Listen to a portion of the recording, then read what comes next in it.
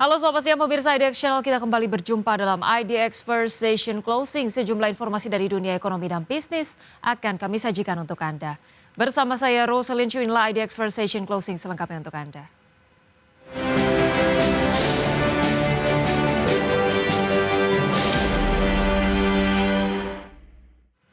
Kita awali dengan informasi pertama, pemirsa Presiden Prabowo Subianto akan menaikkan gaji pejabat tahun ini.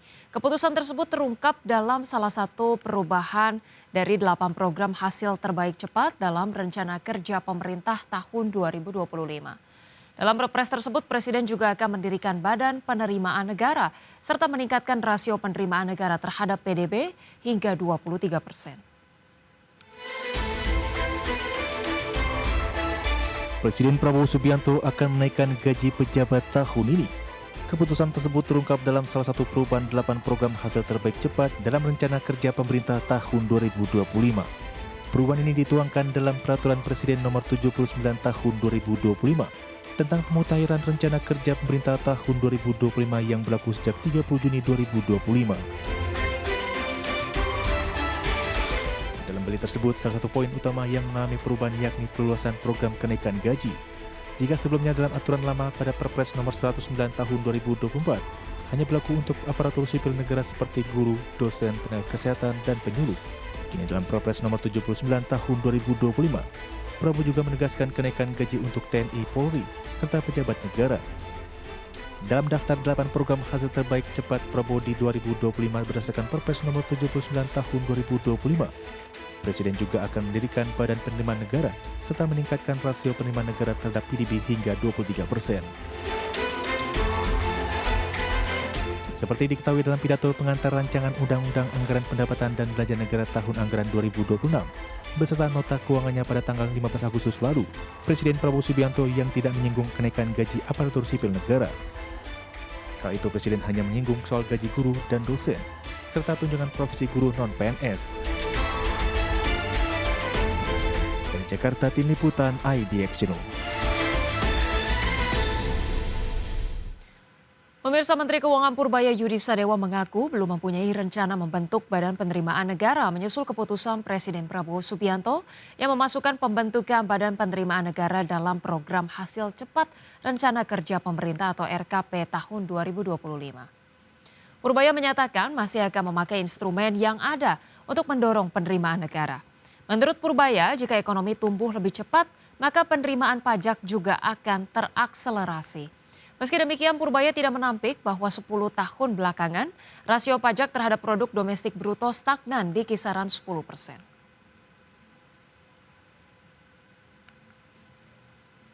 Belum saya pikirkan, saya belum tahu. Jadi belum sentuh, pada dasarnya belum sentuh. Kalau pajak tadi, biaya cukai segala macam kita akan coba sisir. Ada masalah apa di sana kita akan perbaiki. Tapi basically gini, kalau pertumbuhan ekonomi Anda lebih cepat, dari triwulan keempat dibanding triwulan yang lalu, pajaknya juga akan tumbuh lebih cepat, lebih tinggi, lebih banyak. Kalau kita anggap rasio pajak ke PDB-nya konstan, setiap kenaikan 0,5% dari pertumbuhan ekonomi, saya akan dapat pajak tambahan sekitar berapa ya? Pemirsa, Menteri ESDM Bahlil Lahadalia berkomitmen menjadikan panas bumi sebagai tulang punggung kedaulatan energi nasional, sekaligus kontribusi nyata Indonesia dalam mengejar target net zero emission di tahun 2060 mendatang. Dalam gelaran Indonesia International Geothermal Convention and Exhibition atau IIGCE 2025, Menteri Energi dan Sumber Daya Mineral Bahlil Lahadalia memastikan Indonesia mendorong posisinya sebagai pemimpin global energi bersih, khususnya energi panas bumi. Bahlil menyebutkan pemerintah berkomitmen menjadikan panas bumi sebagai tulang punggung kedaulatan energi nasional sekaligus kontribusi nyata Indonesia bagi pencapaian target net zero emission dunia. Total cadangan panas bumi nasional tercatat mencapai 27 gigawatt atau diklaim menjadi yang terbesar di dunia. Namun saat ini energi panas bumi ini belum digarap secara optimal alias baru 10% yang dikelola sebesar 2,7 gigawatt. Hal ini disebutkan Bahlil lantaran sejumlah faktor, mulai dari kebutuhan modal yang besar, regulasi yang berbelit-belit, hingga tidak ramah terhadap investor termasuk keterbatasan jaringan transmisi listrik. Dan Indonesia mempunyai cadangan yang cukup besar. Pertama, terbesar di dunia. Sekitar 27 gigawatt atau 27.000 lebih megawatt.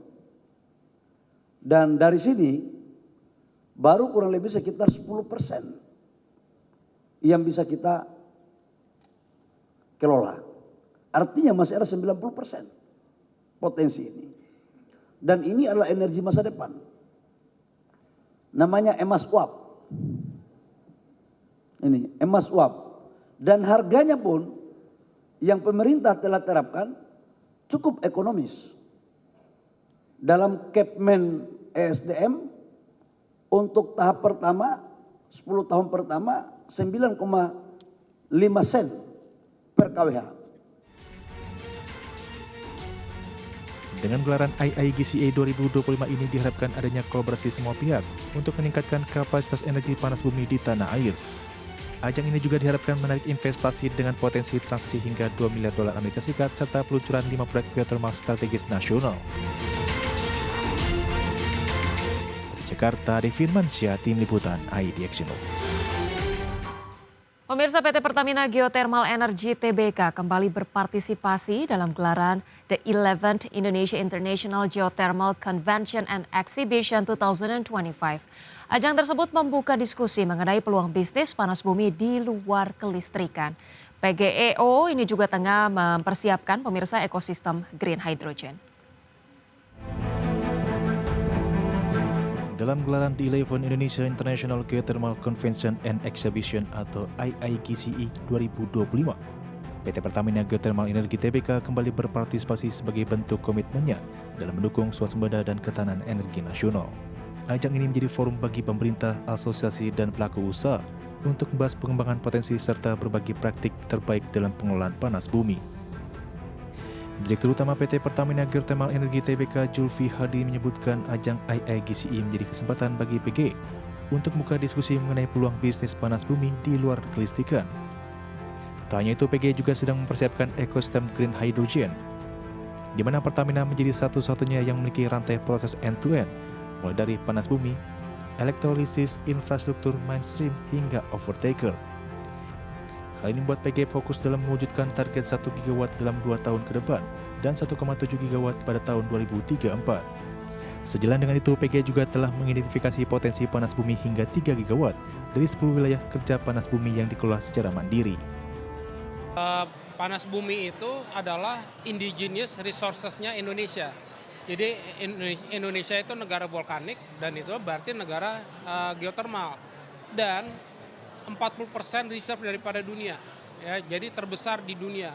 Yang sampai sekarang cuman 11% yang jalan. Nah, itu angka ya.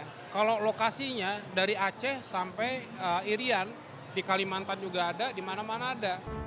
Langkah kolaborasi ini sejalan dengan komitmen pemerintah untuk mendukung energi baru terbarukan yang tertuang dalam RPTL 2025 hingga 2034, di mana porsi EBT meningkat menjadi 69,5 gigawatt. Dari Jakarta, Devi Firmansyah, Tim Liputan IDX Channel. Pemirsa, Kementerian Perumahan dan Kawasan Permukiman Indonesia mengungkapkan skema burden sharing Bank Indonesia dan Kementerian Keuangan mencapai 130 triliun rupiah. Perbankan diharapkan mempercepat penyaluran kredit sekaligus meminta para pengembang segera mengakselerasi pembangunan rumah subsidi maupun komersial. Menteri Perumahan dan Kawasan Permukiman Marwarar Sirait mengungkapkan nilai skema burden sharing atau berbagi beban antara Bank Indonesia dan Kementerian Keuangan mencapai 130 triliun rupiah. Menurutnya dengan dukungan dana sebesar itu ditambah kredit usaha rakyat sektor perumahan yang disalurkan melalui himpunan bank milik negara, pemerintah menunjukkan komitmen besar terhadap program pembangunan 3 juta rumah rakyat. Selain itu, Kemenkeu juga baru saja mengucurkan dana segar 25 triliun kepada PT Bank Tabungan Negara Persero Tbk guna mendorong akselerasi pertumbuhan ekonomi kuartal 4. Kur perumahan yang pertama sepanjang sejarah Indonesia, 130 triliun buat UMKM, buat developer, kontraktor, kemudian juga toko-toko bangunan yang masuk kriteria UMKM, kemudian juga dari bagaimana dukungan dari Bank Indonesia, ada GWM Bank Indonesia dan juga yang burden sharing. Ara berpesan kepada perbankan untuk mempercepat penyaluran kredit sekaligus meminta para pengembang segera mengakselerasi pembangunan rumah subsidi maupun komersial. Tim Liputan IDX Channel.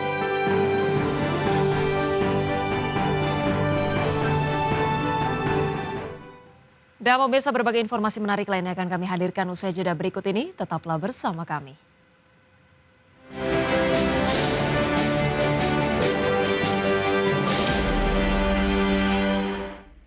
Pemirsa, penurunan suku bunga Bank Indonesia dan kebijakan insentif pajak memberikan angin segar bagi industri properti yang sempat tertekan akibat melemahnya daya beli masyarakat.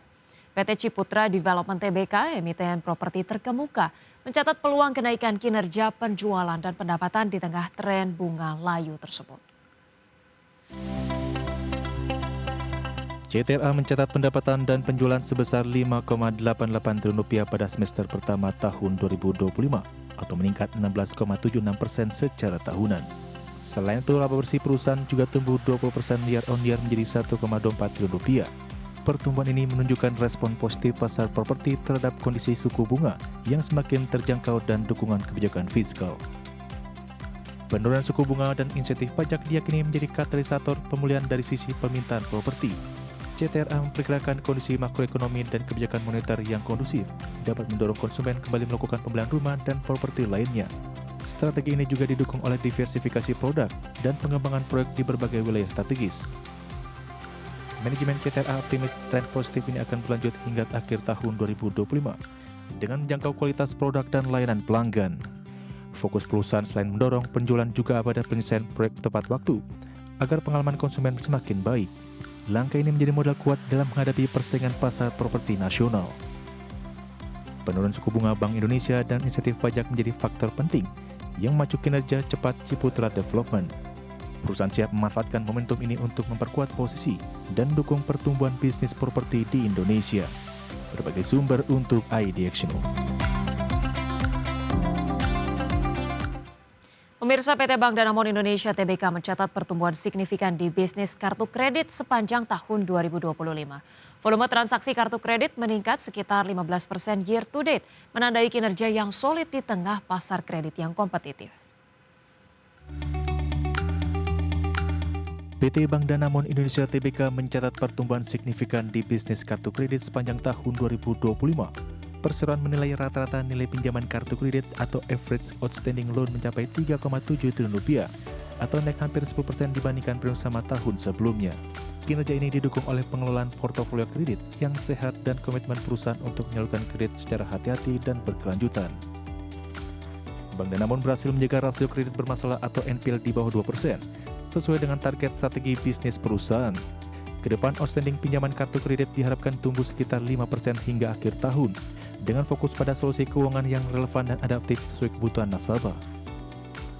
Manajemen BDMM menambahkan sinergi dan kolaborasi dalam ekosistem MUFG, termasuk bersama perusahaan induk dan mitra strategis, menjadi salah satu upaya untuk memperluas jangkauan bisnis dan meningkatkan kapabilitas layanan. Bank Danamon berkomitmen terus menghadirkan produk dan layanan terbaik untuk memberikan nilai tambah berkelanjutan bagi nasabah. Dengan kinerja kartu kredit yang solid dan strategi kolaborasi yang kuat, Bank Danamon optimis dapat mempertahankan pertumbuhan positif dan terus memberikan solusi keuangan terbaik bagi masyarakat. Berbagai sumber untuk IDX Channel. Pemirsa, PT PP Persero Tbk semakin dekat menyelesaikan rencana divestasi aset anak usahanya di sektor perkereta-apian, yaitu PT Celebes Railway Indonesia, di mana 3 calon investor telah mengajukan penawaran final, menandai tahap akhir proses divestasi yang diharapkan rampung pada tahun ini. PT PP Persero Tbk semakin dekat menyelesaikan rencana divestasi aset anak usahanya di sektor perkereta-apian, yaitu PT Celebes Railway Indonesia. Perseroan mengungkapkan proses divestasi sudah masuk tahap evaluasi terhadap 3 final planning offer atau FPO dari calon investor. Pengerucutan private bidder direncanakan selesai pada Oktober 2025. Langkah divestasi ini bagian dari strategi PT PP untuk fokus pada bisnis inti serta mengurangi beban hutang dan biaya bunga perusahaan. Selain PT Celebes Railway Indonesia, PT PP juga melakukan divestasi pada anak usaha lainnya, yaitu PT PP Infrastruktur yang bergerak di bidang sistem penyediaan air minum atau SPAM. 3 investor, 2 nasional dan 1 asing sedang melakukan due diligence sebelum mengajukan penawaran resmi. Divestasi ini diharapkan dapat memperkuat fokus bisnis utama dan efisiensi keuangan perusahaan. Dari sisi operasional, PT PP mencatatkan nilai kontrak baru sebesar 15,8 triliun rupiah hingga Agustus 2025, yang menandakan momentum bisnis konstruksi tetap berjalan positif meski perusahaan tengah merampingkan portofolio. Kontrak baru dinominasi proyek dari sektor BUMN, swasta, dan pemerintah, dengan berbagai segmen pengembangan infrastruktur seperti tambang, jalan, jembatan, dan pelabuhan. Dengan penyelesaian divestasi dan langkah strategis fokus bisnis konstruksi, PT PP optimis memperkuat posisi sebagai perusahaan konstruksi terkemuka di Indonesia untuk menopang pertumbuhan berkelanjutan. Berbagai sumber untuk IDX Channel.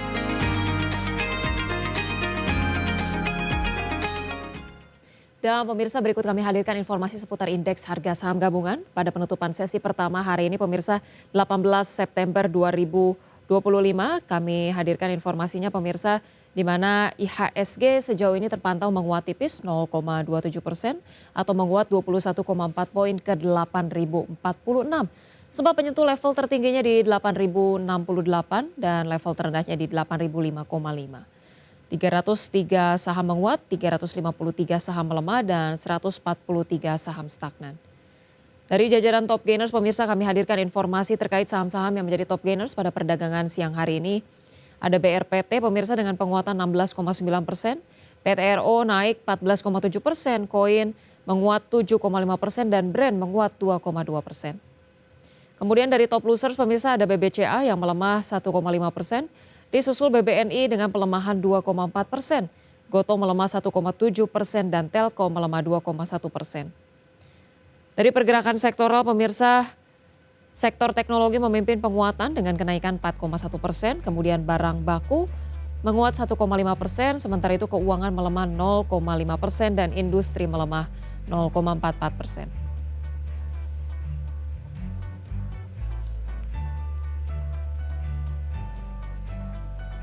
Dan pemirsa, informasi lainnya akan kami hadirkan usai jeda berikut ini, tetaplah bersama kami.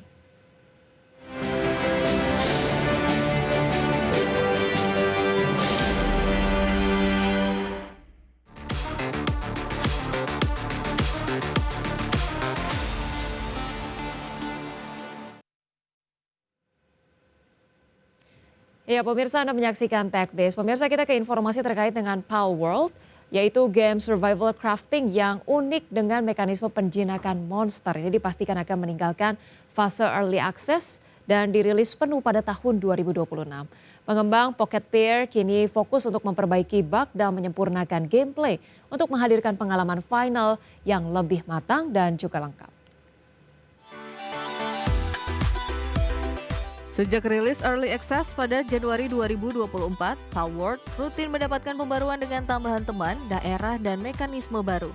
Namun pengembang menyadari masih ada quirks dan jank yang harus diperbaiki sebelum peluncuran final. Peluncuran versi pertama yang sudah disempurnakan ditargetkan pada tahun 2026, memberikan waktu pengembang dan penyempurnaan selama lebih dari 1 tahun ke depan. Palworld menawarkan perpaduan unik antara eksplorasi, bertahan hidup, dan mekanisme menjinakkan makhluk unik yang menjadi karakteristik berbeda dari game sejenis.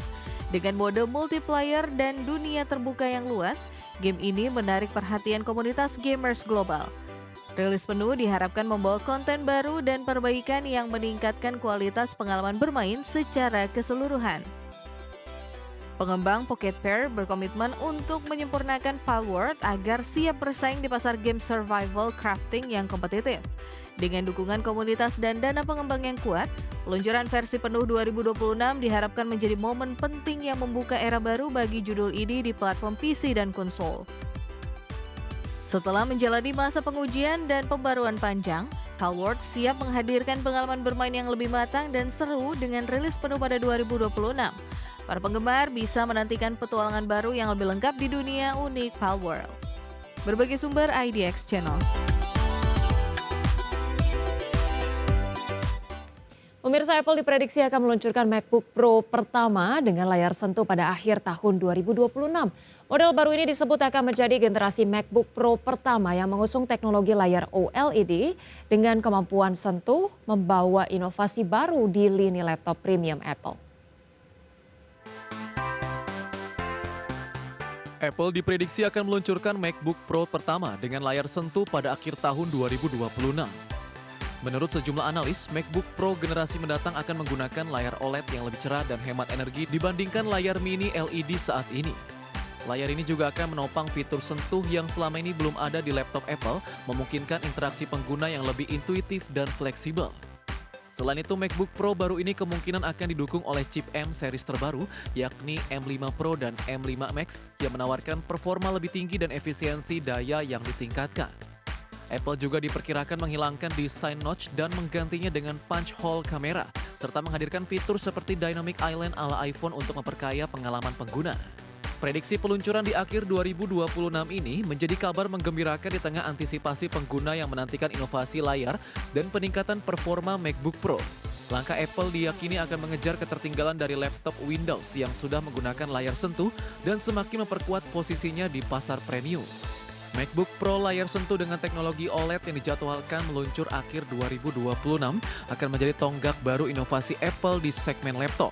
Perangkat ini diharapkan membawa pengalaman produktivitas dan kreativitas yang lebih canggih bagi penggunanya. Berbagai sumber IDX Channel.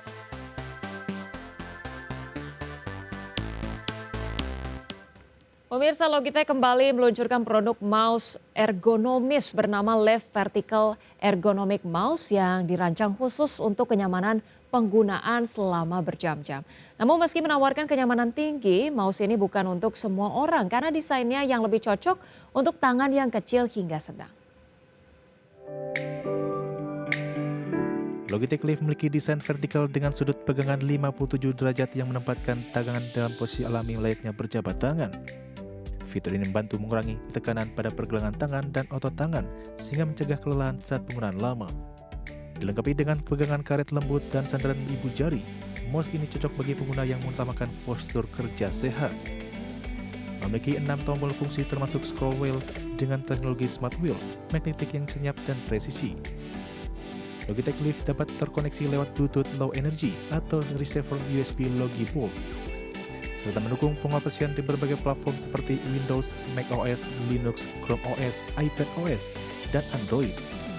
Fitur Logitech Flow memungkinkan pengguna mengontrol hingga 3 perangkat secara bergantian dengan mudah. Meskipun sangat ergonomis dan nyaman, mouse ini lebih menyasar pengguna dengan tangan kecil hingga sedang, sehingga tidak cocok untuk tangan yang lebih besar. Baterai menggunakan satu baterai A2 dengan daya tahan hingga 24 bulan. Logitech juga menggunakan bahan plastik daur ulang untuk mendukung keberlanjutan lingkungan. Logitech Live Mouse menghadirkan solusi ergonomis yang dapat meningkatkan kenyamanan dan produktivitas pengguna dengan tangan kecil hingga sedang. Namun pilihan mouse tetap perlu disesuaikan dengan ukuran tangan masing-masing pengguna agar optimal. Berbagai sumber untuk IDX Channel. Dan pemirsa, sudah 30 menit kami menemani Anda dalam IDX First Station Closing. Perbaharui terus informasi Anda hanya di IDX Channel, Your Trustworthy and Comprehensive Investment Reference. Jangan lupa saksikan program Second Station Closing yang akan tayang pemirsa pada pukul 15.30 waktu Indonesia Barat, karena urusan masa depan harus yang terdepan. Aku investor saham, saya Rosalyn Chu, pamit undur diri. Terima kasih dan sampai jumpa.